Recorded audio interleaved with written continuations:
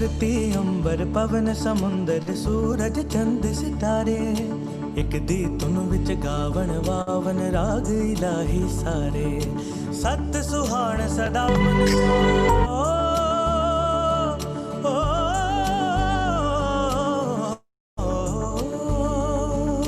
सत सुहान सदा मन चाओ एह गुरवाक उजाला सदा रहे परगास रूप गुरु नानक देव विश्वविद्याला गुरु नानक देव विश्वविद्याला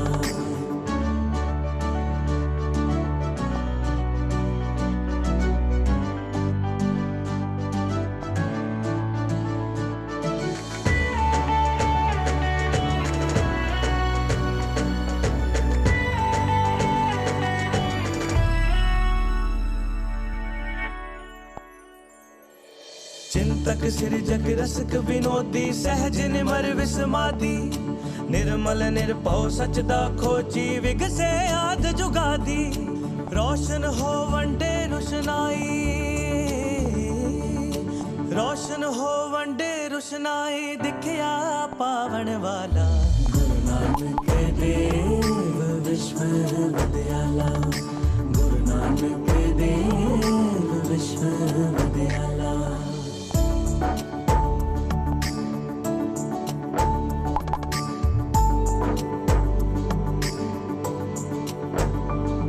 जिथे मिलदी ओट ने ओटियां पौंदे मान ने माणे ओह दर उसदा ओह कर उसदा एह गुरवाक वखाणे जिथे मिलदी ओट ने ओटियां पौंदे मान ने माणे ओह दर उसदा ओह कर उसदा एह गुरवाक वखाणे ओथे नदर मेहर दी होवे ओथे नदर मेहर दी होवे जिथे नीच समाला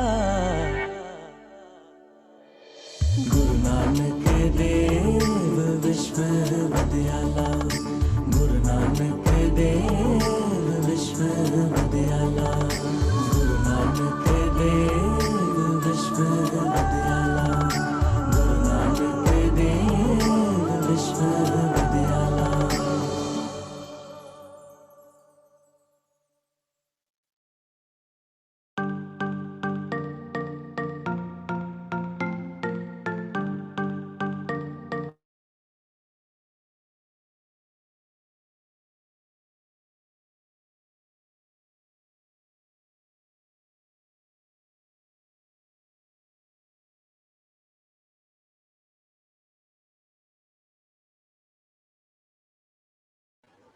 Hello.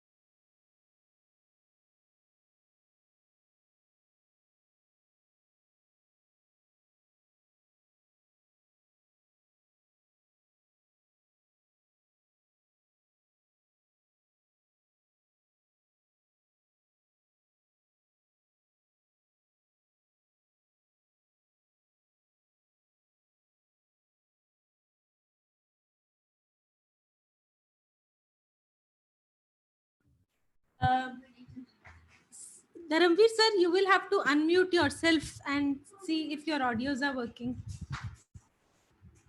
बस हो गया, बिल्कुल सुनाई दे रहा है. अब आवाज आ रही है मेरी आपको? बिल्कुल आ रही है. अच्छा, now are you able to see my screen? Yes sir. Let me go to my I am just closing down everything and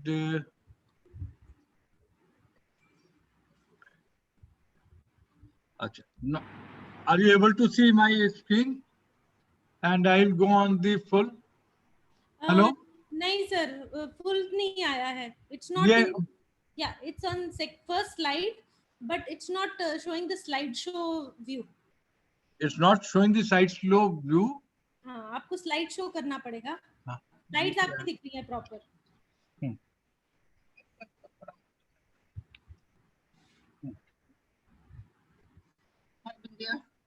So, hello ma'am. Yeah.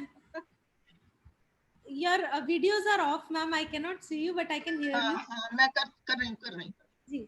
Sir slide show ऊपर एक ऑप्शन है, वहां पर जाकर आप स्लाइड शो स्टार्ट कर दें, then it will be full screen. Start video कर दिया, ठीक है?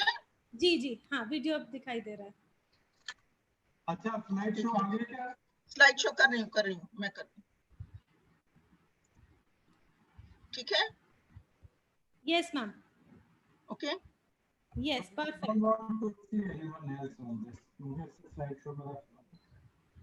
उनको सही व्यू आ रहा है, तुम देख सकोगे, उनको तुम दिखोगे और स्लाइड शो भी दिखेगा. मुझे स्लाइड शो में देखना, ये तुम्हें दिख रहा है ना? अच्छा, Bindiya, now are you able to see everything? Yes sir, I am able to see you. Your audios are perfect and the PPT is in slide show mode. And am I also visible? Yes sir. Adequately? Yes. Light में ठीक कर. तो नीचे इधर बेटा. हाँ, ये बैठा.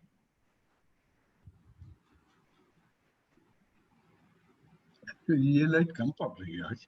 ये वो पर्दा कर दो. So sir, we'll start in another 5 minutes. We can start. Yeah, I'm ready. I mean, for me there is no problem.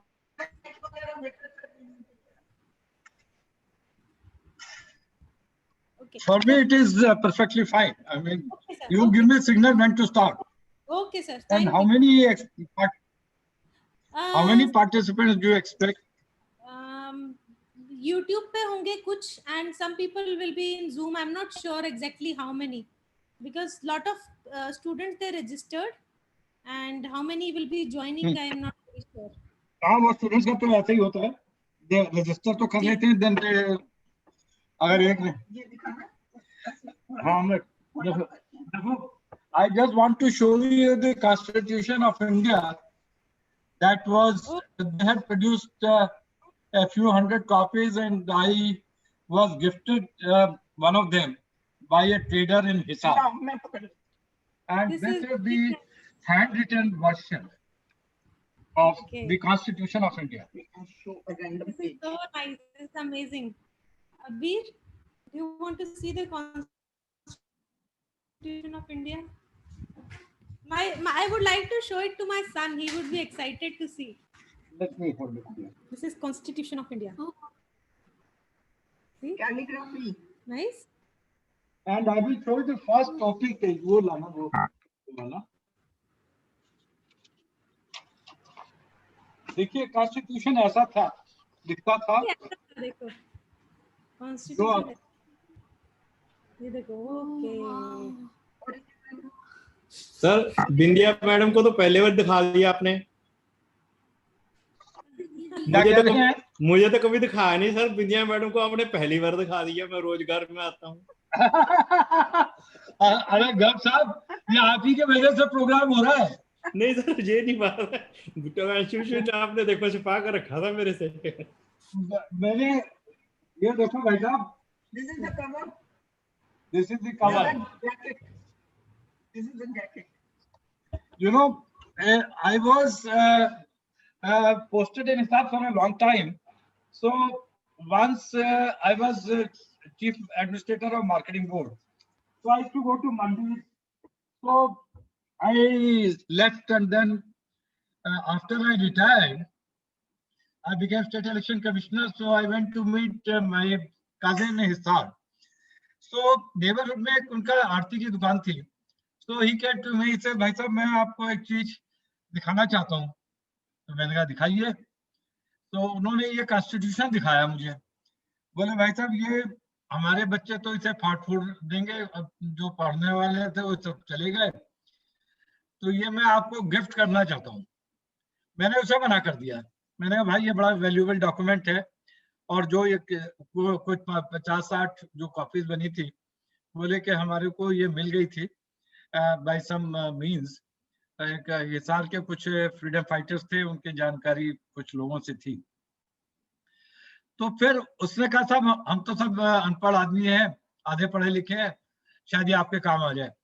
तो वो मुझे दे गया घर पे. तो बोला जी अब आपकी प्रॉपर्टी है. तो मैंने उसका कार्ड लगा दिया. मैंने कहा कार्ड जरूर लगा दो, नहीं तो मैं भूल जाऊंगा आपको. तो ये फिर ये मेरा प्राइस पोजीशन है. सिग्नेचर्स भी हैं इसमें सबके. ये मैं दिखाना चाहता हूँ. और इसमें एक बड़ा इंटरेस्टिंग है जो सिग्नेचर थे, एक मिनट करना, जवाहरलाल नेहरू जी ने कर दिए थे उसके ऊपर, और जगह नहीं छोड़ी थी, तो राजेंद्र प्रसाद ने उसके ऊपर किया साइन. ये देखिए, ये भाई साहब ऐसा है कि जवाहरलाल नेहरू जी ने साइन कर दिए और जगह छोड़ी नहीं. तो राजेंद्र प्रसाद क्योंकि सीनियर थे और कॉन्स्टिट्यूएंट असेंबली में भी सीनियर थे, उन्होंने फिर ये साइन किया उसके ऊपर. आपने देखा ये भाई साहब? डॉक्टर साहब दिखेगा नहीं. बड़ा इंटरेस्टिंग हिस्ट्री है इसकी. तो पॉलिटिक्स तो एक कॉन्स्टिट्यूशन के लिखने पे ही शुरू हो गई थी. हेलो जी सर. जी sir. So I was just saying that politics तो शुरू हो गई थी कॉन्स्टिट्यूशन के बनने से ही. और उससे पहले हो गई थी जब पता लग गया और फैसला हो गया कि देश को आजाद होना है. तो आप ये बताइए कि आप स्टूडेंट्स को बताती है रिपब्लिक डे 26 जनवरी को क्यों मनाया जाता है? 26 जनवरी को क्यों?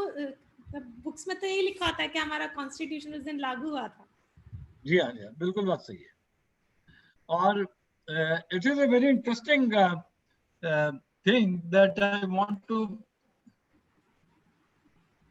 ये इंडिया ये है जो का प्रियम्बल है.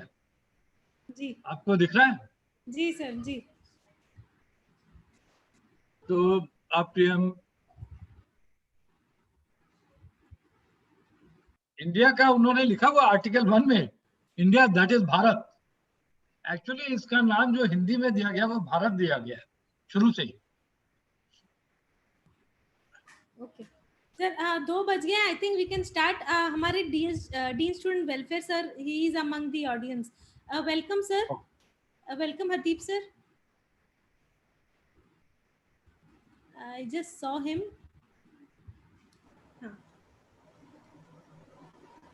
Sir, your audios are not connected. So My audio? No, Hardeep sir's.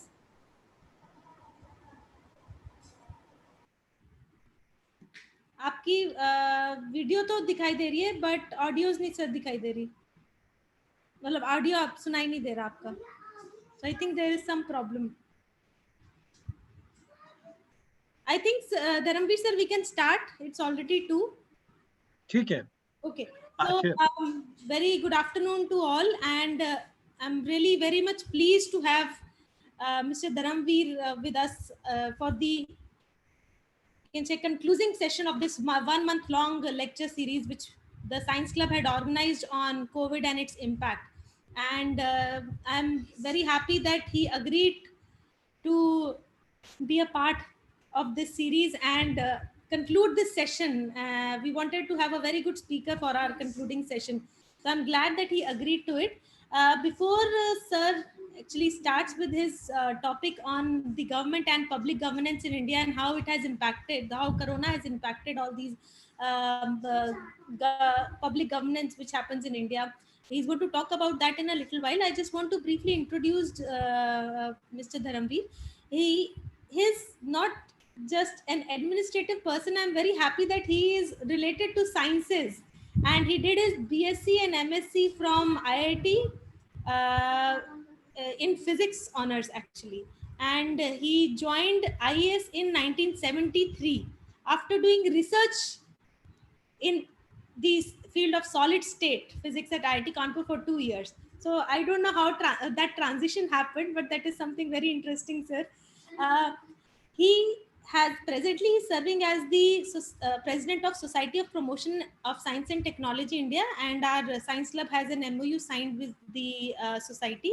The main aim is to popularize science among students, and not only university students but as well as the students from the school as well. He was he had lot of previous assignments. He was chief secretary of Haryana. He was principal secretary of number of divisions.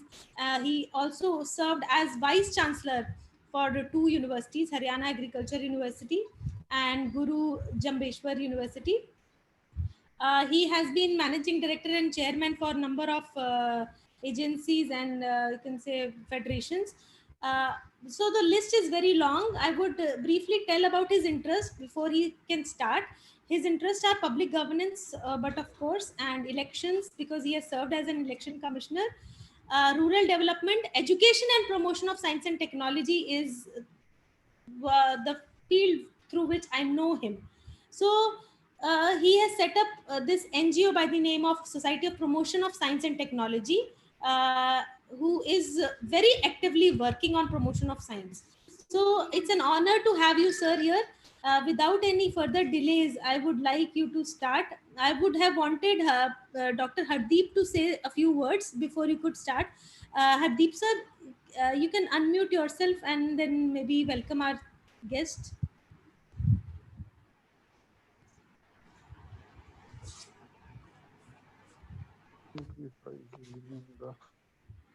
Yes, sir. Just a minute.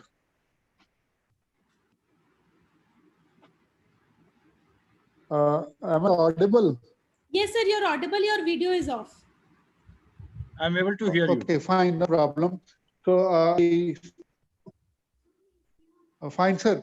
I hope you remember me when you had come for the MOU we had signed. I am Dean Student Welfare, Dr. Harp Singh. Welcome you on this platform for this talk. As you must have known by now, we had started a series of talks in this COVID area, this whereby the various eminent speakers had talked of the effect of this particular situation on the various aspects of our life. Example, we did talk of the effects on education, talk of the effect on economy, the journal health. We also did try to do something with food also. That is how, what is important and the kind of food we have, importance of food is particularly and covering the various aspects. We also discussed the psychological aspects of particular thing. And very appropriately, when this is a topic that we need to look into the governance part, because it requires a special effort from part of the government to deal with kind of situation. It's an extraordinary situation which may come in our lives to agree. But how did the government deal with it, and how is the government dealing with it? What could be the direction to the government to deal with this? Everything needs to be discussed, and be very interesting talk for us to know how things are being done. So I welcome you, sir, on this platform. Hope it's going to be very informative talk for us. Please start talk, sir. Thank you very much. Thank you, sir. Thank you, Dr. Saab. It's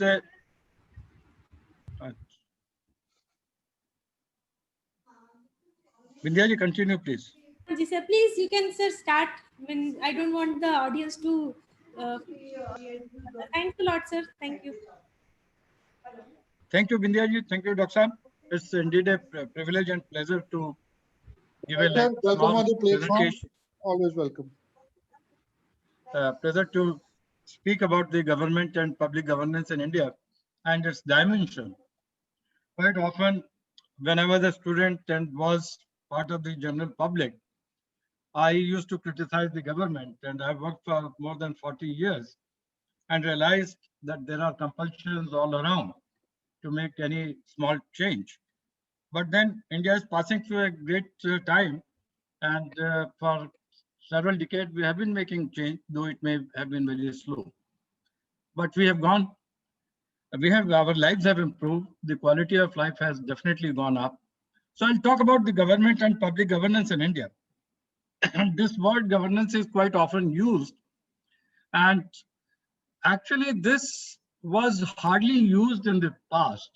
When we were growing up and I was still in service, the common terminology was public administration. And the World Bank, when it was funding and aiding several developing countries, including India, they felt that the implementation of projects and schemes depended on the quality of managing those schemes. And down the line, they felt that it is not merely administration, there is something more. The government must change. And the work culture has to undergo a lot of change. And that's how they coined the word governance.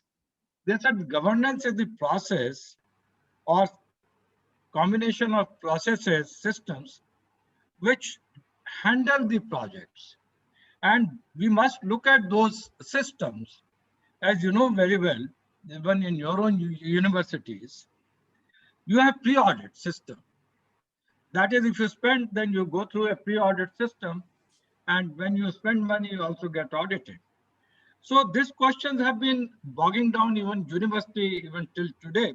As Vice Chancellor, I felt if I've ordered, if I decided on a tender and tender has been executed, then we must release money to them. Then the auditors have no role to play. Once the tender has been allotted by the competent authority, they are responsible for the rates and for implementation. So we have very outmoded system of governance. And this is how the governance, that is systemic issues for handling any scheme or any project or any kind of activity that the government takes. So the public governance is all about how government and its entities work and interact and deal with the people. The government exists for the people. It doesn't exist for anyone else. And it focuses not only the policies, but also the delivery of and implementation of laws and services. And I'm just to take it through because the students may not be aware of certain intricacies. All ministers of council or ministers are appointed by the president, notionally by a governor, on the advice of the PM or chief minister concerned. And there is a cap. You cannot have more than 15% of the total members of the house. Public governance is combination of political and administrative processes governed by elaborate legal and administrative structures. In a democratic country, the rule of law is guiding principle, and all citizens are to be treated alike. All laws and regulations are required to be in conformity with the Constitution.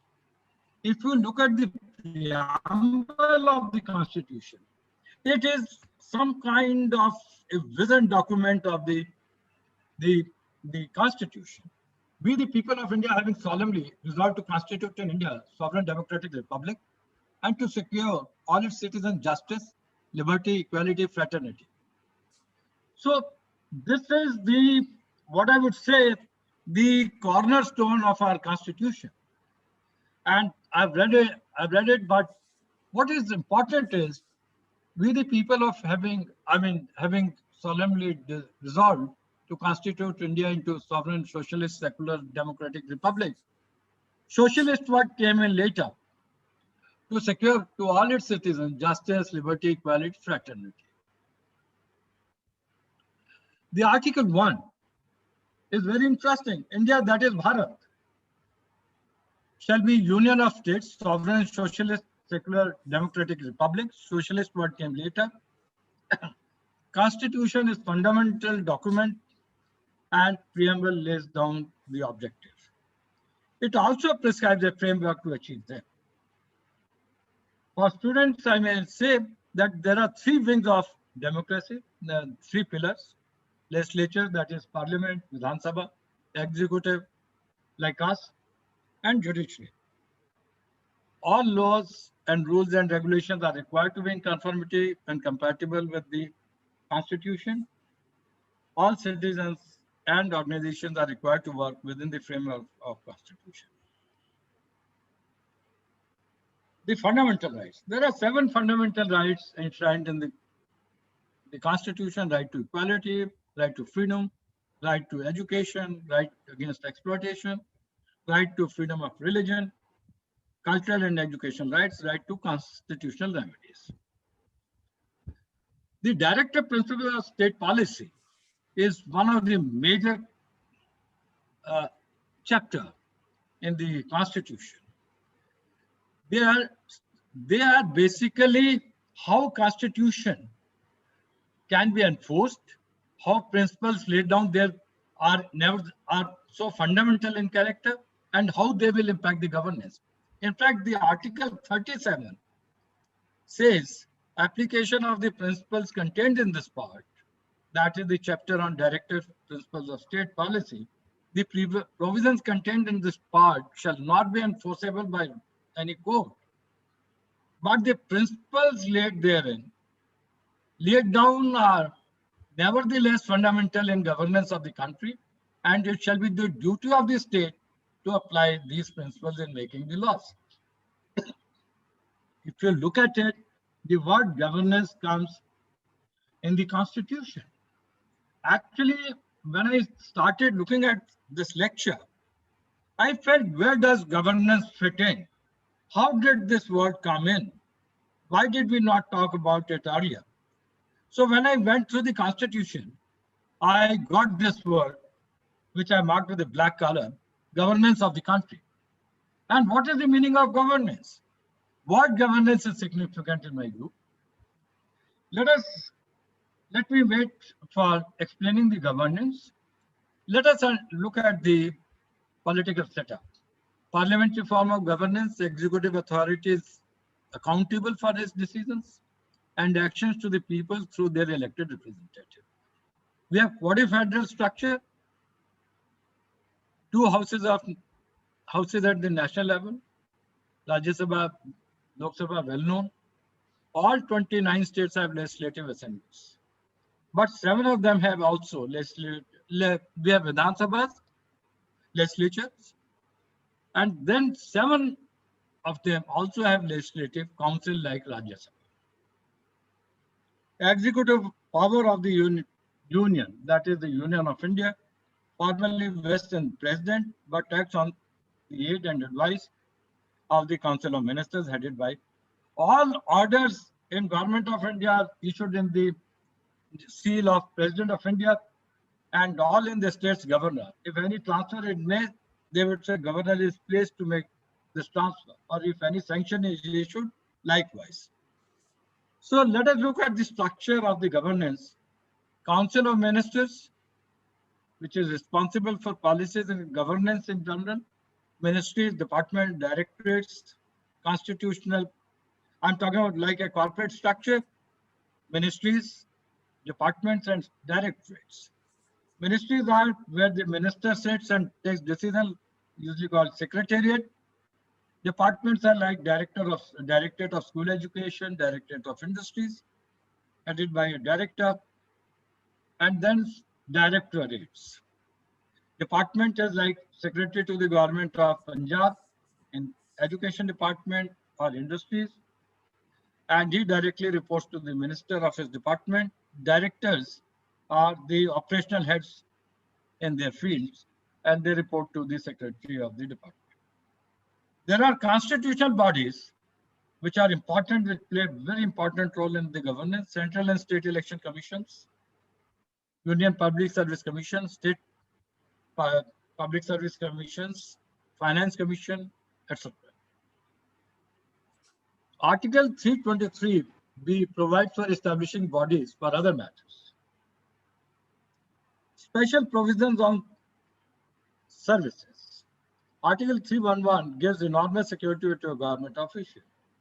And Article 312, 312 provides for all India services, including All India Judicial Service, IAS, IPS, Indian Forest Service. They were there earlier, they have been retained. There was a huge debate on retention of these services because they were linked with the colonial past. But Sardar Patel felt that we do need services of this type, and people from one part of the country should be able to serve in another part of the country. What is governance? Governance is all about making laws and policies as well as their execution. The other aspect of governance is external and internal securities, foreign relations, currency, management of money, monetary matters, then resolution of disputes and grievances between citizens among states, center and states. Like Haryana, Punjab had dispute. This is also part of the overall governance structure, though it may be deeply political, but still ultimately it has to be handled by the governments. Instruments of governance. Council of Ministers, Union of India and states have rules for disposal of government business. There are published rules which are available on the net, which define the powers of every functionary, like finance secretary, like education secretary, director. And they also define the delegation of powers. Then you have very elaborate directorates, public sector undertakings, which become extended wings of the departments. Then there are authorities like Punjab Urban Development Authority or Haryana Development Authority and commissions.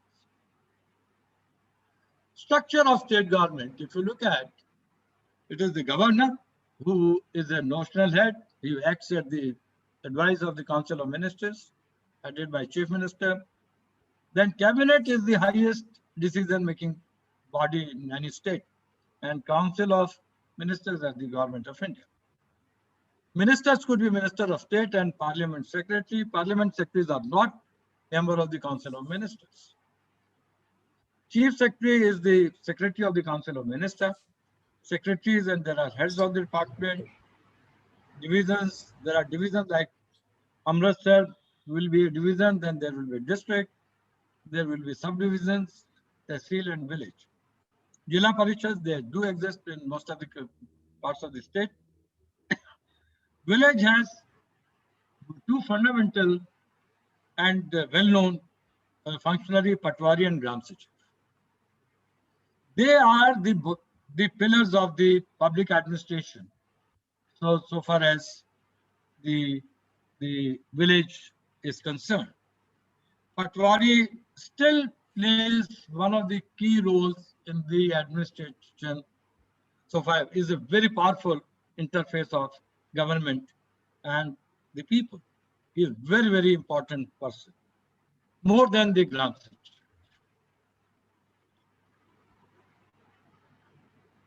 I may say in favor of Patwari, though they make a lot of money at times, but Patwari is one person who has been loyal to the government to the extent whenever any crisis arises, the district administration tends to rely upon Patwari for information.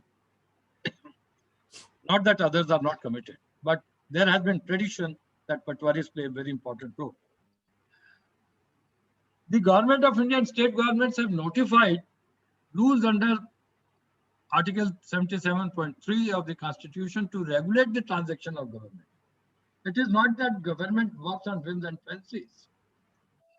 There are very well-defined allocation of business rules, which define the delegations, who can handle, at what level the file will stop. It is a different matter that politicians have usurped all these powers to themselves over a period of time, or they and in collision with, in some states, with the officers. Then there are transaction of business rules. How business in a ministry is disposed of. Allocation says how the business will be bifurcated, divided, But then there is transaction of business rules, which deals how a ministry, how business of that ministry will be disposed of. It defines the delegation.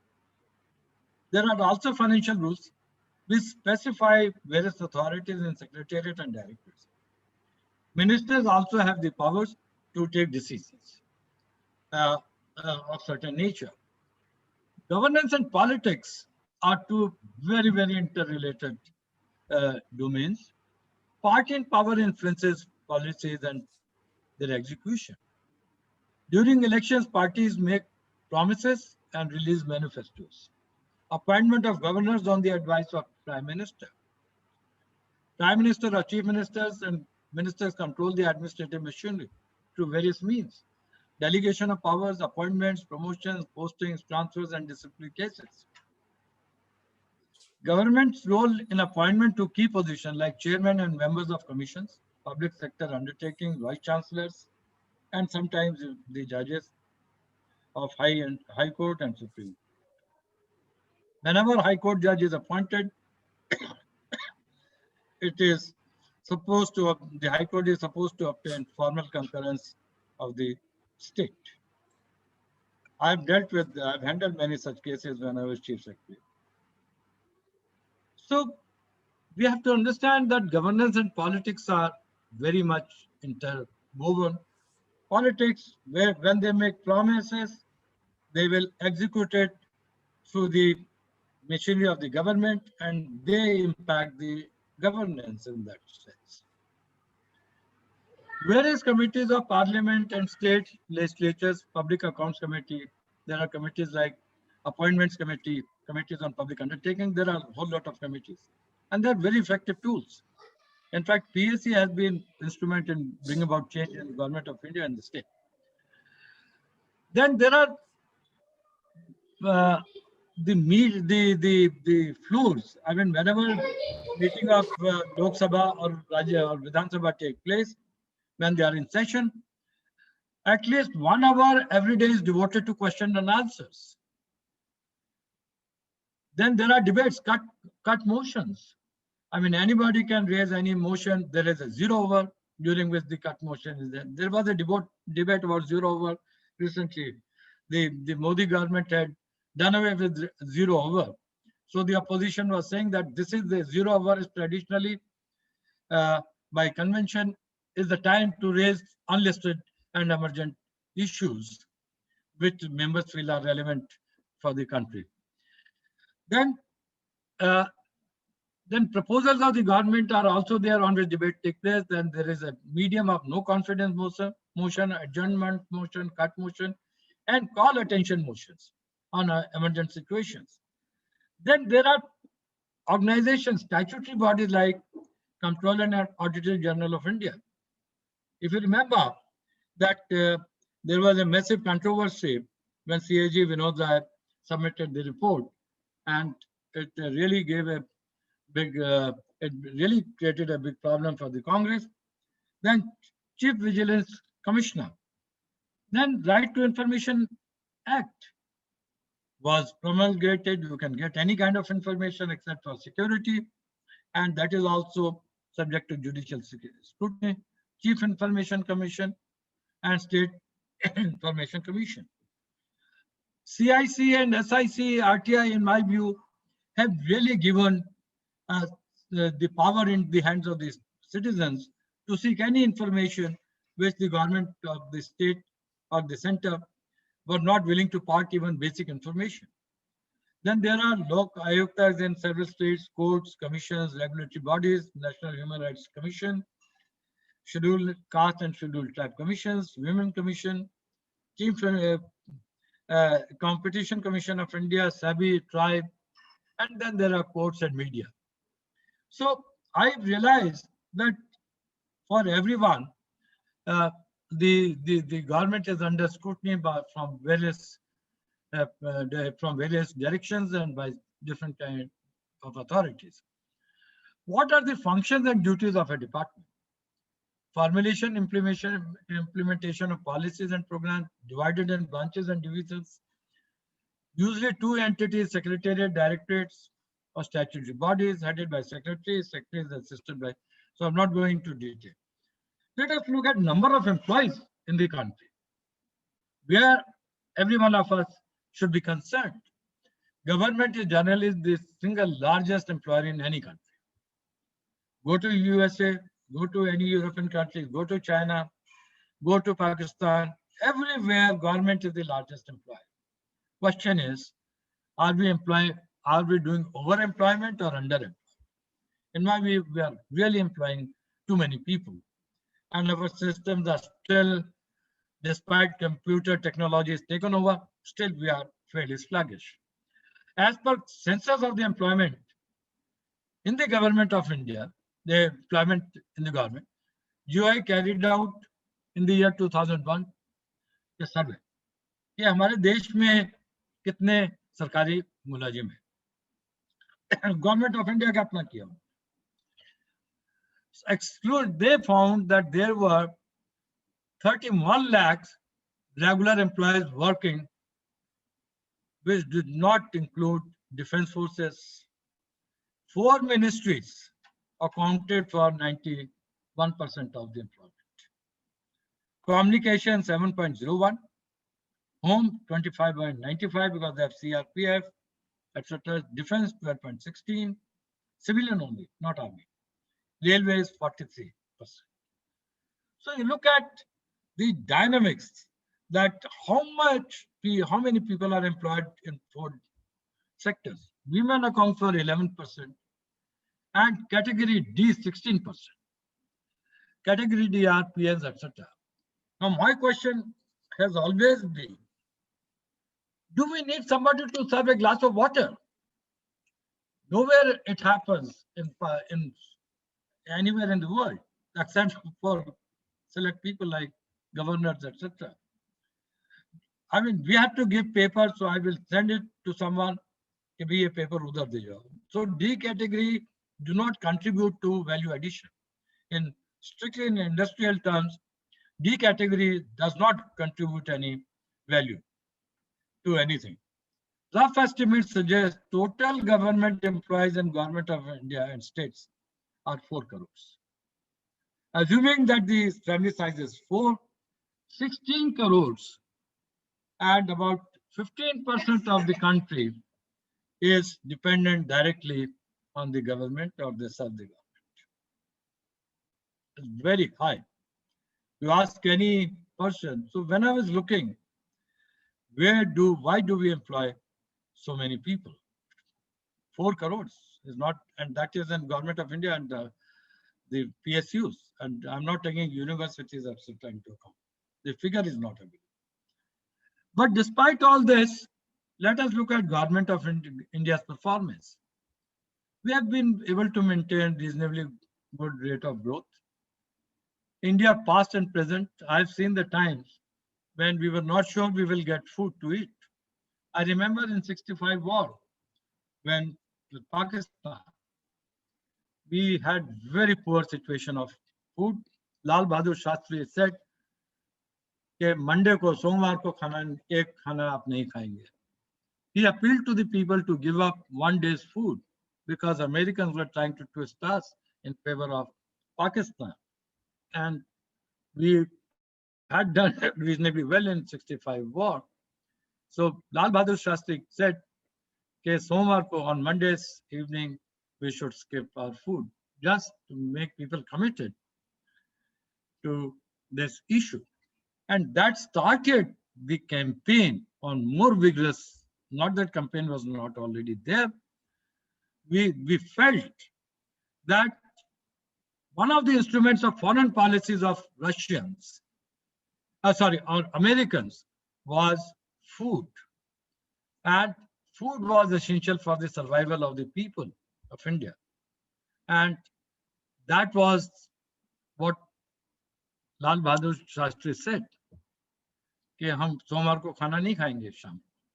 And many of us, most of us kept fast on Mondays. Many of you who are on this in the audience may also may have heard or may have seen.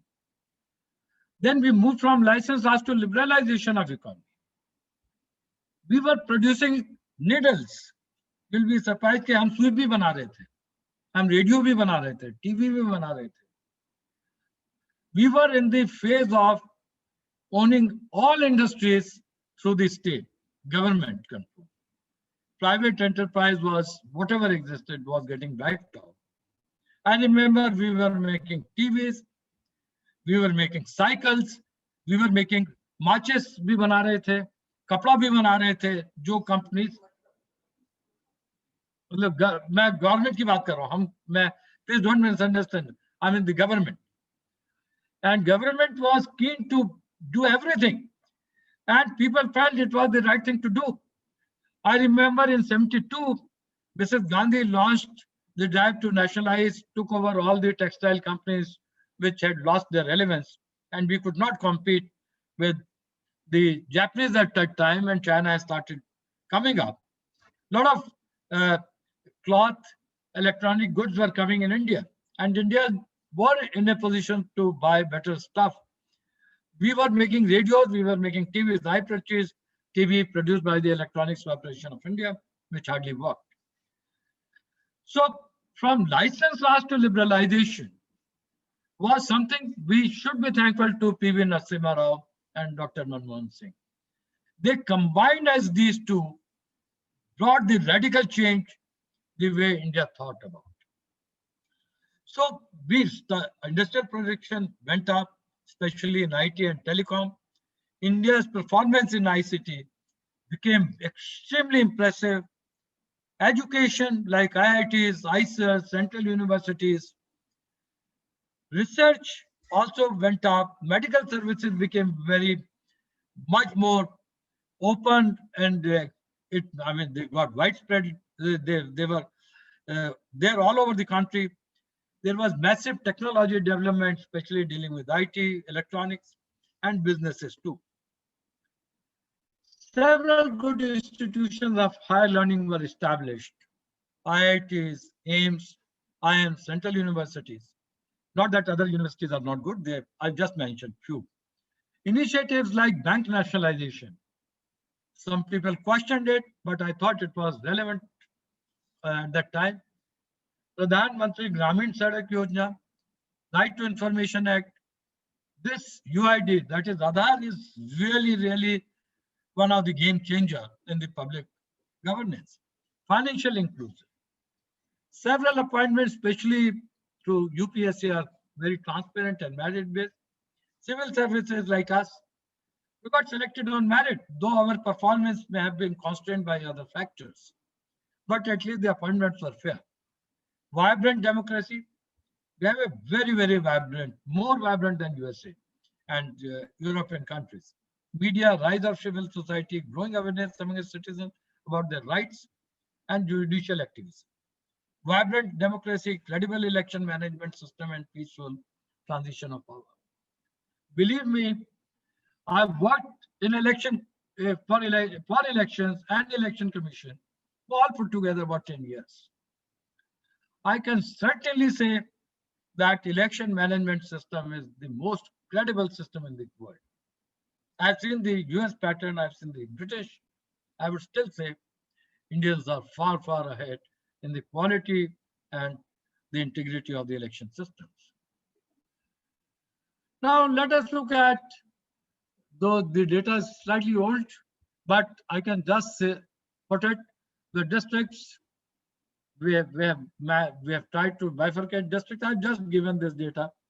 I just mentioned literacy rate is 74, now it is about 80. And special emphasis has been laid on the marginalized section like scheduled caste, backward classes, and also women. So if you look at the literacy chart, I've shown that there are some gray pockets where the literacy rates are high and where literacy rates are low. You would see this is the Rajasthan, Madhya Pradesh, and Odisha, and part of Andhra now, Telangana and other states. This is one area where we are still to make a difference. Where the literacy, this heartland of India is really weak in education so far. If you look at this data sorry, just.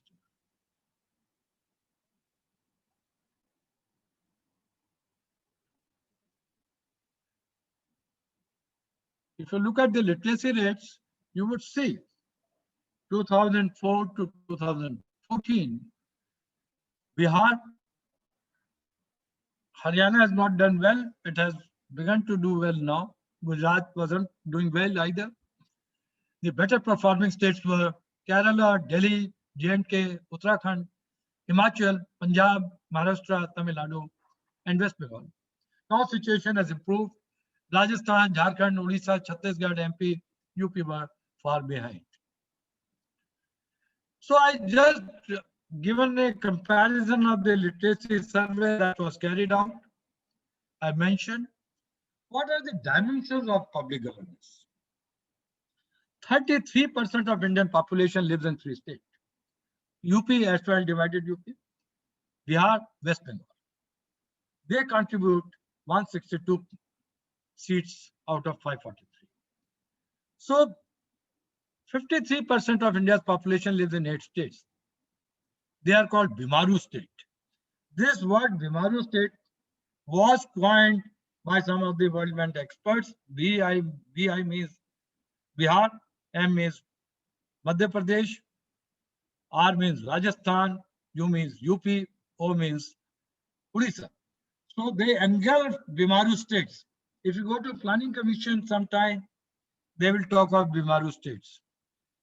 So 53% of our population lives in 8 states. And they contribute, 33% of Indian population lives in 3 states, UP, Bihar, and West Bengal. They contribute 162 MPs in Lok Sabha, 30, and their expenditure on development to total expenditure in Kerala is the lowest, 49%. Subsidies oriented. And I was talking about Bimaru state, they contribute only 31% of India's GDP. The largest states, 33% of the population, 33%, having 162, 53%, 162 MPs, they contribute 31% of GDP. Expenditure on development to total expenditure in Kerala is just 49, Andhra 74, undivided. Unwanted and unproductive populist measures have destroyed the economy of the states and government of India. Subsidies, as I refer to. Then there is uneven growth. India cannot grow unless these states and some other states improve. If you look at this map, they will give you the per capita, they give you a sense of how the states have not performed. If you look at Rajasthan, Madhya Pradesh, Chhattisgarh, Odisha, this is the worst belt. And number of persons per square meter, this also gives the density of the population. This area is the most densely populated in the country. Delhi से लेकर बंगाल तक most densely populated है और यहीं के सबसे ज्यादा GDP कम है per capita. And this is the most, I would say, यहाँ पे जो है density बहुत कम है population की. उड़ीसा में 236 per square kilometer, Madhya Pradesh 196, 165. NCT Delhi में तो सबसे ज्यादा, पंजाब में भी ज्यादा है, हरियाणा में ज्यादा है. Uttar Pradesh is the most densely populated and they have 690. Bihar 881 undivided, West Bengal 903. So you look at this belt, which has roughly 30% of the population contribute. I will show you that how much do they contribute. They contribute hardly. Bimaru states, as I said, they contribute 53%, and their contribution to GDP is just 31%. What is the public governance limited to? Most of the people following 20 commonly needed services constitute the governance for most of the people. Ration card, election photo ID card, copy of land records, birth and death certificate, driving license, registration of vehicles, registration of documents, opening of bank account, merit-based appointment, which is hardly the case in most parts of India, and Chotala had gone to jail because of this appointments, healthcare, BPL card, gas connection, which have been liberalized, water connection, electricity connection, telephone connection, passport, municipal services, admission in schools and colleges, which remains a very serious matter, secure, speedy disposal of court cases, registration of FIR. Some of the services have been taken care by the IT-enabled systems, but still, can you register FIR? It remains a very, very serious issue till date, despite a lot of deployment of police and opening of new police stations.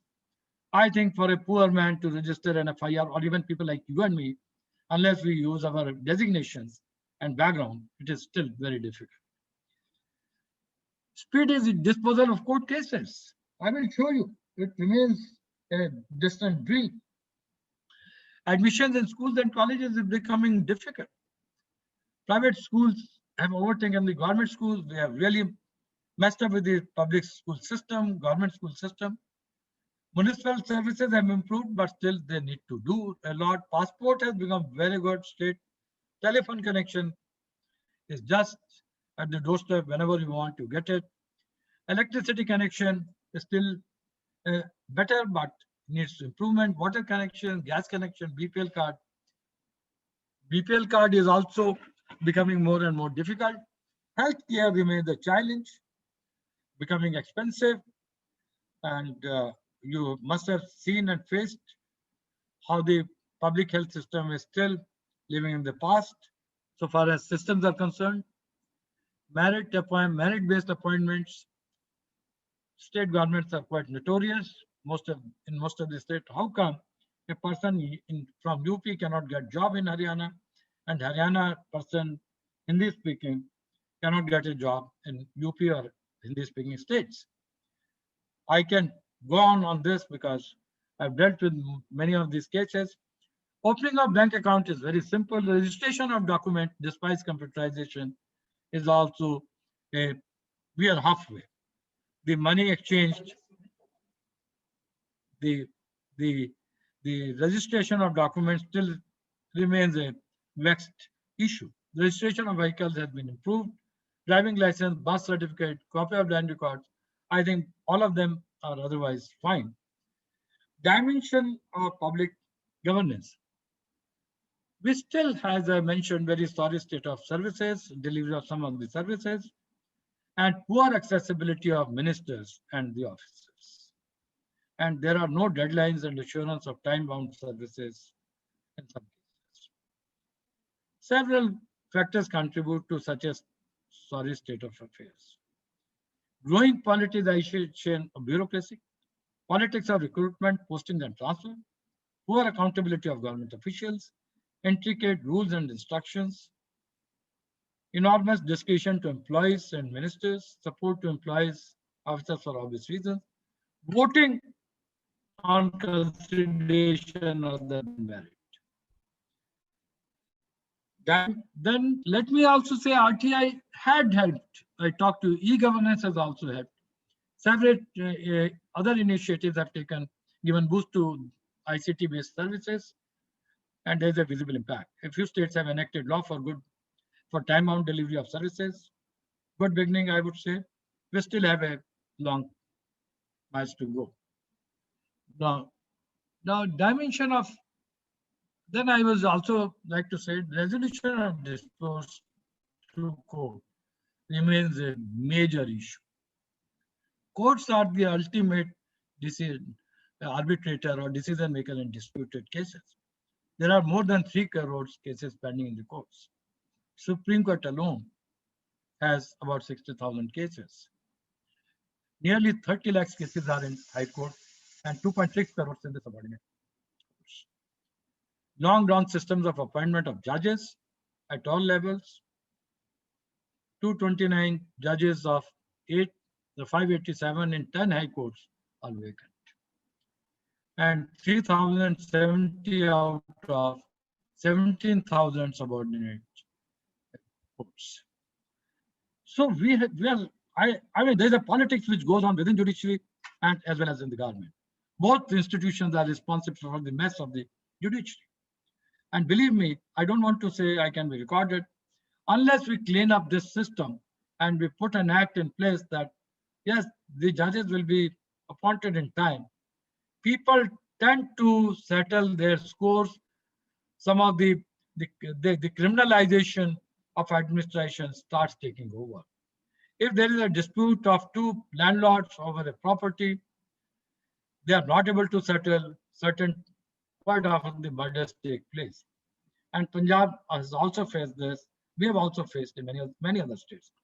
Accountability in respect of performance and honesty are a matter of serious concern. Do we ever vote in elections on merit?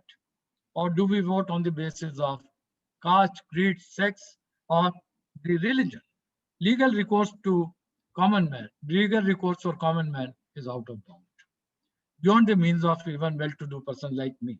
I can't hire a very good advocate. Even if I have to sell my car or a property, I would still be, every hearing cost few lakhs of rupees. Public governance, corruption is a global phenomenon, but deep-rooted in our polity. Whether they are ministers, judiciary, bureaucracy, businessmen, journalists, degree may vary. Even trusted institutions like Asma forces had scams. Outcome of the culture of corruption, non-performance, inaction wherever caught, that we have created for a long period of time. Appetite of tolerance to corrupt practices has increased. We are becoming willing tools and partners. Nexus of politicians, officers, businessmen, influential media, and at times judiciary is too deep. So I'm left with one or two more slides. Public has started feeling the impact of corruption. Corruption, money laundering, narcotics, crime closely related, international alliance. See what is happening in the case in Bombay. There are narcotics, there are other things that are related with Rajput's murder, death. People do not realize corruption more dangerous than terrorism and countries like Pakistan and China. If we are honest, we can do many more things. Affects all of us in one way or the other. In my view, any corrupt person is enemy within. Public corruption, we have witnessed chaos during early 70s of the last century, resulting in emergency.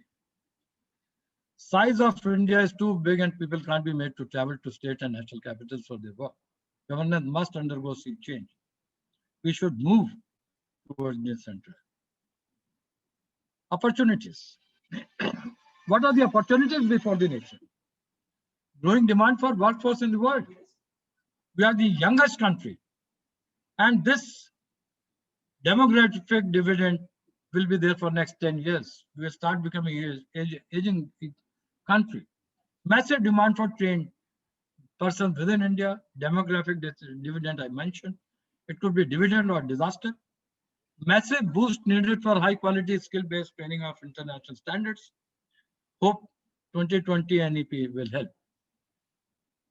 Present system of dealing with corruption ineffective. Present Lok Ayukta Act and 17 states are toothless. PCA should also be made effective. Special court should be there for trial of corruption.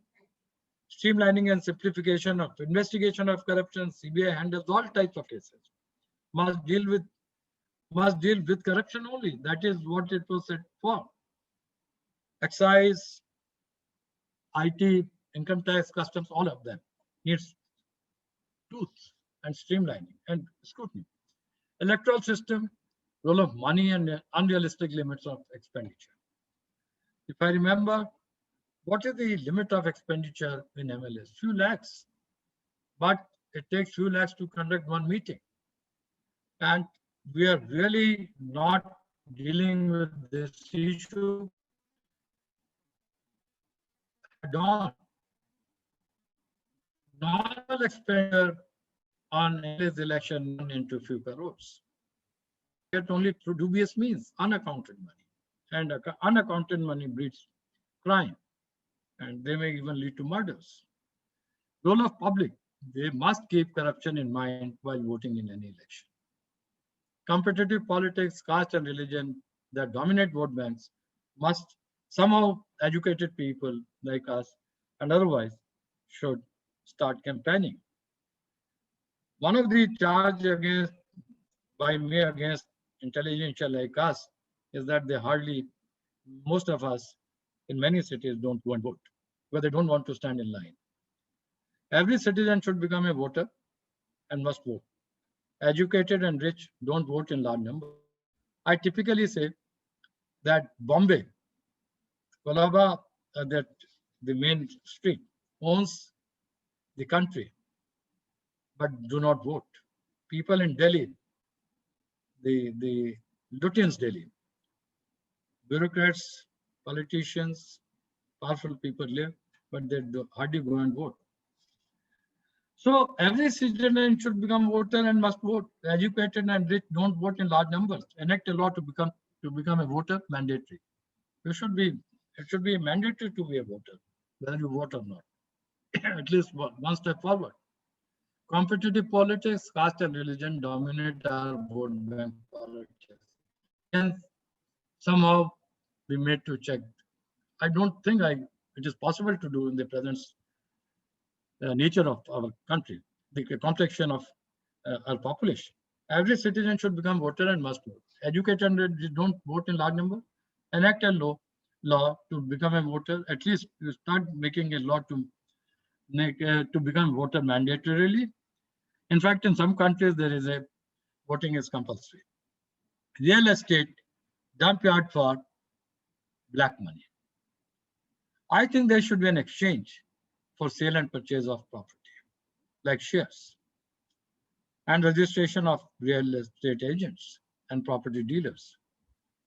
Regulatory framework for sectors like real estate, housing, infrastructure, housing के लिए तो आ गया है, infrastructure के लिए भी आ गया, construction के लिए भी नहीं है. Education sector, lot of color practices, which all of you are aware, how private engineering colleges made money. They had a good time, of course, because of them, it has also gone down. Money in foreign banks, how to get it back. Every government has promised to bring back money. Single window and time-bound system of clearances of projects related to land, forest, and environment. All constitutional and statutory commission must be made fully independent. So I hope it should be over. Government is the largest litigant. Judicial reforms to streamline legal system. Time-bound appointments of judges. There is no accountability. कितने judge होंगे, कितने sanctioned है, how many will be appointed, at what time they will be appointed, remains the discretion. Streamlining of bureaucracy, let's not go. Politicization of bureaucracy and police. How to stop or minimize another challenge. Curbs on criminals to contest elections, debate. There has been massive debate, but no solution. Make judiciary accountable. Appointments, efficiency and corruption in judiciary is also paramount. Above all, people must play their role. So let me just mention to you judiciary number of cases in 2014. There were 3 crores cases pending in all courts in India. Population of 120 crores. November 2019, the cases jumped up to 3.6 crores. In just matter of 5 years. And I'm not giving you there's a list. How many vacancies are there in Supreme Court of India and High Court of India? High Court. The vacancies there shows vacancies are 401 out of 1,000. 40% vacancies of High Courts are vacant. 40%.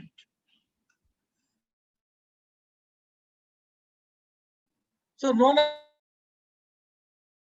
and unfair practices, become voter and must vote. Percentage of voting is 60%. It can go up to 70, 75. Once party know that you would vote, they will care.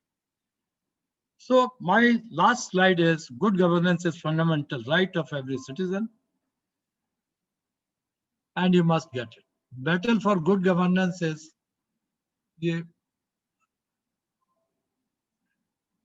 it's gone. Yes. Good Last. governance is fundamental right of every citizen, and you must get it.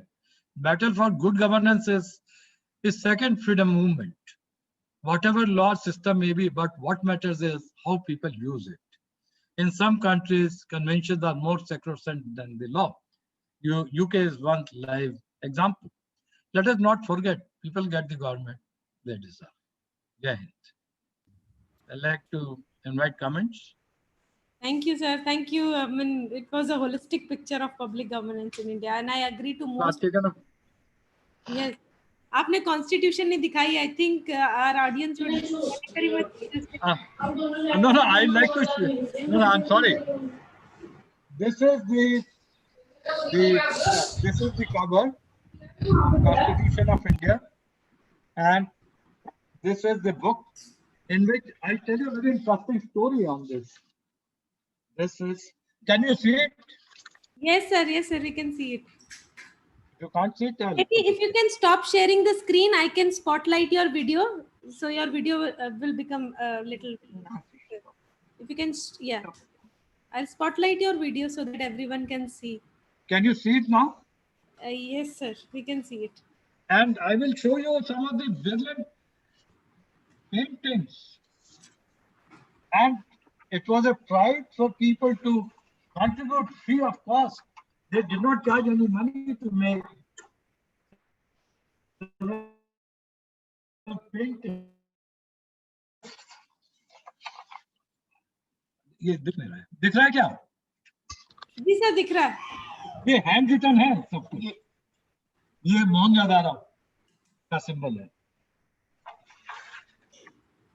And just a minute.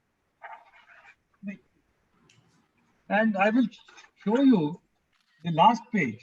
Very interesting. Every chapter has a different aspects of Indian history. Here chapter here. Here.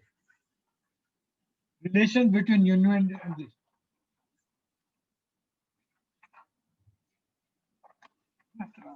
Natraj. Look at the calligraphy. Very, very interesting. Yeah. Signatures. Very interesting. The signatures, as actually Rajendra Prasad was the chairman of the Constituent Assembly. Come to the page.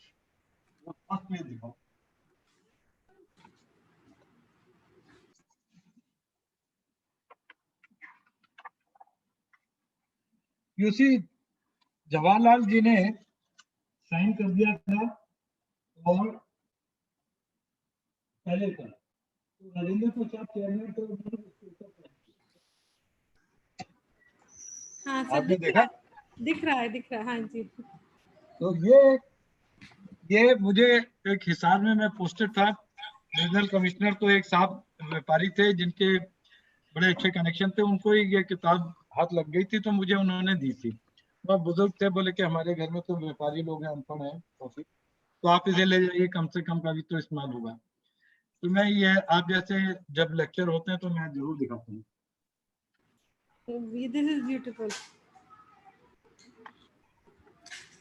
और अगर आप कहें, उन्होंने अपना नाम भी लिखा हुआ जो बिजनेसमैन ने दिया. मैंने कहा साहब अपना वो ला दीजिए विजिटिंग कार्ड. तो उन्होंने बड़ी मुश्किल से मान के और मैं जब भी हिसार जाता हूँ तो उनसे मैं जरा धन्यवाद करके आता हूँ. अच्छा, आप कोई सवाल करना चाहते हैं आप लोग? सर हैं मेरे कुछ सवाल हैं, but I would like to give opportunity to other speakers. So ये सारे दिख नहीं रहे इसमें, कैसे दिखेंगे इनमें? Dr. K.K. Gulati, sir, he has been giving some very nice comments. I would request Dr. Gulati to kindly unmute yourself and then maybe share the comments. Nikhil Garg. Nikhil भी बैठा हुआ है. जी, Dr. Gulati. Am I audible? हाँ, now sure, please carry on. First of all, let me place on record my acknowledgement of a great, wonderful, insightful presentation given by a very experienced, seasoned, and impeccable integrity person, Mr. Dharmeer ji. Uh, it was near holistic kind of a presentation you sir gave. By virtue of being student of your governance in my Punjab University days, now of course serving in GNDU as a university business school, my posers regarding governance are too many, but I would be specifying and soliciting your response on three things. बोलिए. First, sir, there is a talk of a minimum government and maximum governance. Yes, very much. And in your presentation, you have highlighted such a huge paraphernalia of a heavy tone administrative structure, which India, being a federal country, has got at central level as well as at state governments level. Now, my concern is to see as to how this heavy toned administrative structure is paying off to its target customer, I would call it, by virtue of being a management professor. Because citizen is a customer. A time has come in 21st century when people will have to mean business. Otherwise, they are going to be standing cheated, as you have aptly said, that people get the government which they deserve. There is no second thought about it. One.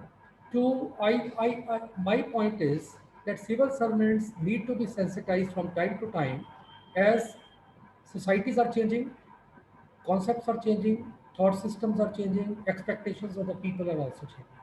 Then why not to adopt a आपकी model आवाज नहीं of, आ रही भाई साहब. am I not audible? Vidya, am I not audible? हाँ, अब audible है. अभी ऑडियो. हाँ, धर्मेश जी मेरा सेकंड पोजर पहला पोजर लग गया पता आपको, मिनिमम गवर्नमेंट मैक्सिमम गवर्नेंस. जी. Second, my poser is that why not to keep civil servants थोड़ी. Second is.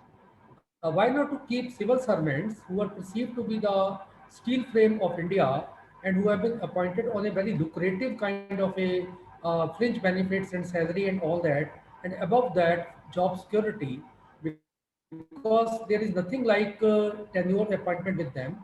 They have been selected, of course, on their merit basis, but the moment they get in, for the purpose for which they are called public servants, I don't think that any longer they continue to remain public servant. Then, like of a training of them, sensitizing them from time to time, keeping in view the existing socio-economic, political, cultural challenges, and with this kind of a deep-seated technological specifications, the way all this kind of a smart governance that is, you being a very seasoned person in the governance ladder of India and having served the society with such kind of impeccability and honesty. So my poser with you is to just ensure that why not to conceive a training on regular basis of these guys who have been selected on very coveted posts, but once they are in, then they forget.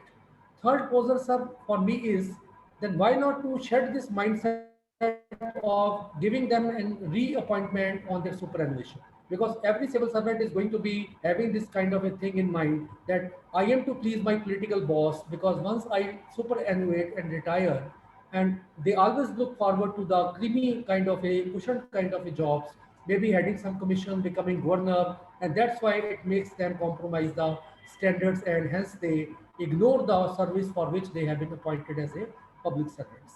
Thank you very much, sir. No, if you permit, if there are similar questions, I can combine all of them together. I've noted down your points. When you talked about maximum governance, minimum government, Yeah. that means there should be more output and there should be the system should be streamlined so that people know there should be clear how a particular service will be rendered. For instance, if you go to Tehsil, you want to register a document. If you carry certain documents, then it should be done without further discussion. Likewise, if you want to get any other service made from the government, there has to be some kind of clear-cut rules.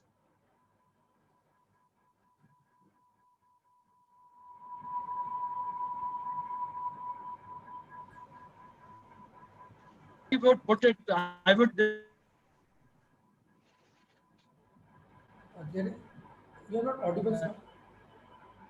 Am I audible? Yeah, we lost you No, for no. a few seconds.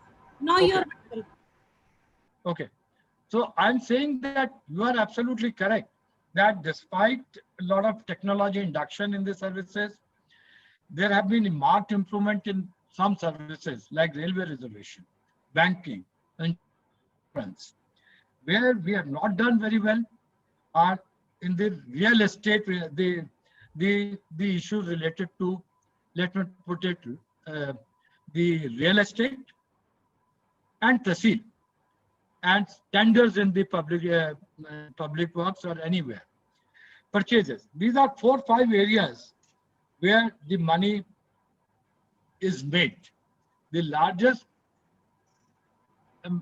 this, hello? Yes, sir. So I'm saying that these 4-5 areas where money is made more than in other sector. Unfortunately, what is happening is that people are not electing those candidates who are honest and who are not able to spend so lot of money in campaign. Money power in election is one of the reasons for widespread corruption in many of these cases. Today, most of the money is made in real estate related issues like change of land use, purchase of land, tehsildar who registers the properties.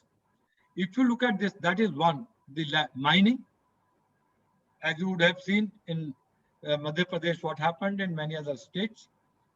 So land-related activities still remain a very, very opaque area. Second is the tenders. The government is the largest tendering body in the world, in the country.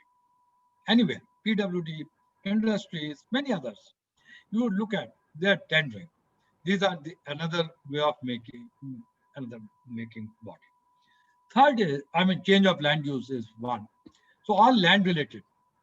Third is where they make money is the small time money in transfers. And transfers of people, appointment of people. You have seen how people have faced the music. Chotala is there in the jail because of the appointments. The courts, despite the court intervention, despite the Supreme Court's verdicts, I cannot say that the state recruitments, any state in the country, is fair. They may be fair and unfair, both, mix of both. But can you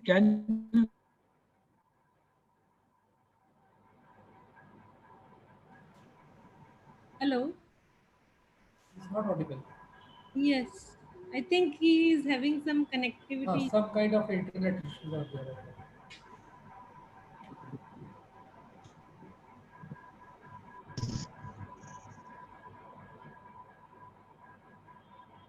there is a technology applied and nobody has been able to change. Sir, The public service commissions are appointed by this. Sir बीच में miss हो गया part ना आपका connection शायद issue था so we lost you for a few seconds so if you can repeat the last point again. Vidya, I suggest you let him go off video. Audio, I think it will be serving him because internet low width is there. Yes. You can suggest him. हाँ विद्या, मैं ये कहना चाहता हूँ ये एक बहुत serious question है जिसके बारे में कोई आंसर नहीं है. मैं भी नहीं दे सकता. मैं ये कह सकता हूँ मैं पैसे नहीं बनाऊंगा, मैं खाऊंगा नहीं, ना खाने दूंगा. लेकिन मैं एक चीज आपको ये बताना चाहूंगा, इस सारे पूरे सिस्टम में मैं पॉलिटिशियन से लड़ता रहा, इंक्लूडिंग चीफ मिनिस्टर से. सही बात. मैं लड़ता रहा और हमारे साथी बहुत से लड़ते, लेकिन ऑफिसर 3 टाइप के हैं और पॉलिटिशियन भी 3 टाइप के हैं. मैं बादल साहब से भी डील कर चुका हूँ, मैं चौटाला साहब से भी, बंसीलाल से भी और मौजूदा चीफ मिनिस्टर से. मेरी एक दफा बातचीत हुई चौटाला साहब से और हुड्डा साहब से। हुड्डा साहब ने कहा भाई देखो तुम अफसर हो, तुम्हारी तनख्वाह बढ़ती रहेगी, you are linked with the your pay is linked with the dearness allowance, I mean dearness allowance linked with the index. तो आप तो सुरक्षित हो, आप यहाँ नहीं बैठोगे, दूसरी जगह बैठ जाओ, फिर पेंशन भी मिलेगी। आप मुझे बताइए कि मेरी पेंशन कौन देगा? मैं किसके सहारे हूँ? मैं मैडम के सहारे हूँ या आपके सहारे हूँ? आप ये बताइए कि किसी भी राज्य में without mentioning the name of chief minister के बिना कोई मंत्री पैसे बना सकता है? पैसे, अब मंत्री पैसे कहाँ से बनाएगा? अगर कोई इंडस्ट्रीज में लगेगा, कोई town planning, town and country planning में लगेगा, रेवेन्यू में तहसीलदारों के साथ काम करेगा, तो वो पैसे भी लेते हैं, ये तो स्पष्ट बात है। और तहसीलदार फिर कैसे लगते हैं? तो ये सारा सिस्टम जो है ये एक तरह से वो वेल ऑयल्ड है। आपने देखा होगा अपने पूरे जीवन काल में, पूरे आपका अगर बहुत ज्यादा लोगों को आपकी जानकारी है, कोई तहसीलदार डिसमिस होता हुआ मुझे दिखा दे किसी भी राज्य में। कोई पीडब्ल्यूडी का executive engineer, chief engineer dismiss हुआ हो, कोई माइनिंग से डील करता हुआ अफसर डिसमिस हुआ हो। लॉन्ग टर्म प्रोसीजर है ना सर। आप हैं तो Let us जनता take क्या more question, मिनिया मैडम। नहीं, मैं सिर्फ ये कहना चाहता हूँ, क्या करप्शन मुद्दा रहा है इलेक्शन में कभी? सिर्फ एक दफा को छोड़कर कभी नहीं रहा मुद्दा। करप्शन की बात सब करते हैं, लेकिन जब वोट डालने आते हैं तो फिर क्या कहाँ जाते हैं वोट? वोटिंग पे तो मुझे पूरा कॉन्फिडेंस है कि काफी फेयर मैनेजमेंट है, काउंटिंग वगैरह ठीक होती है, सिस्टम ठीक है। वोट ही अगर ठीक नहीं डालेगा तो वो इलेक्शन में तो वही आएगा जो वोट डालेंगे। आप ये बताइए लालू प्रसाद जी कैसे आते रहे, मुलायम सिंह जी कैसे आते रहे? वो चले गए, उनके लड़की आ गई, बेटा आ गया। लालू प्रसाद जी गए तो उनके और कुछ आ गए। तो ये फैमिली ओरिएंटेड पॉलिटिक्स है देश में। बाल ठाकरे है, बाल ठाकरे गए तो दूसरे ठाकरे आ गए। तो ये जो गठ जोड़ है, ये गठ है। बादल गए तो बच्चे आ गए, चौटाला गए तो उनके बच्चे आ गए, मुलायम सिंह गए तो उनका बेटा आ गया, लालू प्रसाद गया तो उनका कोई आ मिनिया गया। और क्वेश्चन ले लें। जी सर, आई थिंक हाँ बिल्कुल सर, मेरे खुद के क्वेश्चंस है बट वी आर ऑलरेडी। ना आप आई एम हियर, मैं तो फ्रीलांसर हूँ, आपकी तरह नहीं हूँ। Are there any other questions? Madam Bindya, can I take the opportunity to pose? Please go ahead, sir. Yeah. Yeah, hi. First of all, many congratulations and thanks to Mr. Dharamveer. A very small introduction of me. I am based in Singapore. I am from Amritsar. That's why I happen to connect with you here. Wonderful. Very nice to be here. And I like to stay connected with you to get feedback on many things. Since you are in Singapore, so-called the best administered state in the world. So I happen to work in a multinational bank, and so you were talking about. I mean, I can well understand India is a very complicated country. There are many challenges. In fact, you took 3-4 slides just to take an overview of what are the changes which going forward should be required. So we do anticipate they're an extremely complex country, very big country. There are huge challenges, and it's very difficult to blame one part of the game, whether it is politician, bureaucrat, or the lower bureaucracy, or judiciary, or or the people themselves, which you rightly mentioned. What we deserve, that's what we get. So just to, very small thing I would like to add here, that like in Singapore, what is the salary of the prime minister or the minister? It's a very simple formula. So they just take the top highest paying salary of the CEO in Singapore, whatever the average, that is the salary of the prime minister and minister. And then they come down on the corruption very heavily. So there is again, when we talk about, you rightly mentioned that the corruption was never a sort of topic within our Indian parliamentary sort of debates, etc. Now, again, it's a very complex subject. I don't think I will be able to finish in a couple of sentences only, but a typical Lok Sabha election, you require 10,000 to maybe 20,000 crore a party which is going to come into the elections. So where from those funds are going to be generated? So naturally the corruption, the politician have to go back to some businessman, and that's how the chain reaction starts. So I don't think it is a easy solution. I mean, it's mind-boggling simply. No, जो आपने बात कही है, whatever you said is absolutely correct. You see, it is a huge chain of people at different levels where the money, if you take the money trail, you'll be surprised how money is exchanged hands. And when you see, I worked with all the chief ministers in Haryana from 73 to 2010. You'll be surprised when I became as senior. They talk to me, say, धर्मी जी आप तो अपने तरफ से देखते हैं, मेरा भी तो हाल पूछिए कि मेरे को पार्टी का चेयरमैन या प्रेसिडेंट बुला लेता, मैं कहाँ जाता हूँ, कैसे करता हूँ, आप समझ सकते हो. तो And just to add, sorry to interrupt, just to add, our erstwhile Chief Minister of Punjab, Shri Badal, he's getting a pension of 4.5 lakh per month. क्या बात है. फिर भी देखिए, ये जनता जब तक वोट नहीं डालेगी मेरिट पे, कास्ट क्रीड्स के बेसिस पे रहेंगे हम कि भाई ये पंजाबी है, नॉन पंजाबी है, जाट है, सिख है, हिंदू है, मुसलमान है, अगर हम मेरिट पे नहीं जाएंगे तो ये प्रॉब्लम्स आती रहेंगी. पैसा भी है अगर छोड़ दें. आप जानते हैं कि ये जाट डोमिनेटेड है हरियाणा के, ये नॉन जाट है, ये मुस्लिम डोमिनेटेड है. तो कैंडिडेट आज भी हम कास्ट बेस्ड एनालिसिस करते हैं. I have seen the real data of the politicians. They have better system. They will tell you how many caste, what is the caste complexion of a village. इस गांव में जा रहे हैं, इसमें schedule caste इतने हैं, फलानी जात के इतने हैं, एंड वहां पे कैसे बात करनी है. सो हमारा आज भी पढ़े लिखे लोग भी ये सोचते हैं भाई ये पंजाबी है, बनिया है, जाट है, सरदार है, पर ये नहीं कहता कितना ईमानदार है, क्या काम करने वाला है. दूसरी बात यह है, बहुत सारे ईमानदार लोग जो है अक्सर रोड़ा अटकाते हैं. वो इतने भी है कि सबको करप्ट मानते हैं, खुद को ऑनेस्ट मानते हैं. एक एक्सट्रीम देखा है, मैं नाम नहीं लेना चाहता कई अफसरों के, हरियाणा में भी है, पंजाब में भी है, उत्तर प्रदेश में भी है, मैं जानता हूँ. आप आए, आपका प्रपोजल है, भाई आप पीडब्ल्यूडी के इंजीनियर हो, आप कोई ना कोई एस्टिमेट भेजोगे, वो देखे साले पैसे खा रहा है. We have a very unique problem in this country. Dishonest mistrust the others, honest mistrust the others. But despite all this chaos, India has moved forward. अगर सभी अच्छा काम कर रहे होते तो हम कहाँ होते आज? हम चाइना के भी बाप हो सकते थे.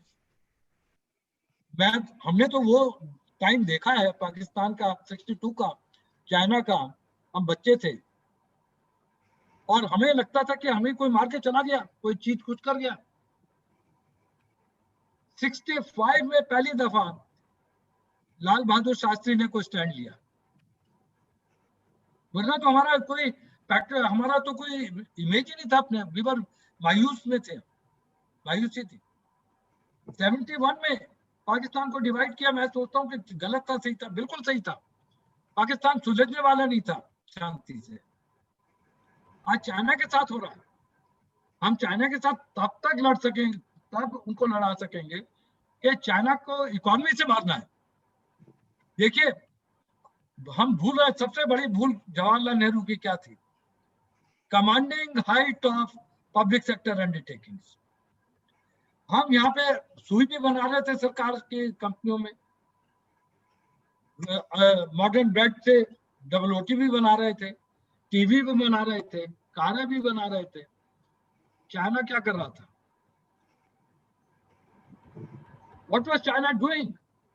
It was building infrastructure, building industries, made its labor work even in subhuman conditions. Entire manufacturing hub shifted to China, and we kept looking at it. Jawaharlal Nehru ji क्या कह रहे थे? Commanding height of public sector, national textile corporation, 6 companies को जो है nationalise कर रहे थे. हम एक जो है we were buying the dead stocks and the liabilities, whereas China was investing in manufacturing. It became the manufacturing hub of the world. Technology is produced, IPRs are produced in Europe and America, but ultimate production takes place in China. And today, imagine China is able to dictate with the world. Dharamvir sir, मैं audience को actually thanks बोलना चाहूंगी because I don't want to leave the meeting but I will just request you 2 minute के लिए कोई सवाल हो तो बता दें. जी. So I will be able to answer them, sir. So I would request participants who have any further questions or discussion, because the meeting is still on, we are not disconnecting, but other audiences who want to leave the meeting, they are free to leave because we have already exceeded time. And formally, I would like to thank and close this series. Thank my team, thank Vice Chancellor sir and all the speakers. And thankful to the VC and to you, in particular, both of you. Thank Vice Chancellor, and I could not, I'm sorry, I could not pay my regards to the Vice Chancellor. I paid the personal regards to him. He looked after us when we visited, he took care of us, and we are indeed grateful. Thank you, sir. But I'm still here because मेरे कुछ questions खुद है जो मैं discuss करना चाहती हूँ. So I would like request, if you have time, please stay. But formally, I would like to end this session here. So. But anyone, if you want, if मैं बैठा हूँ,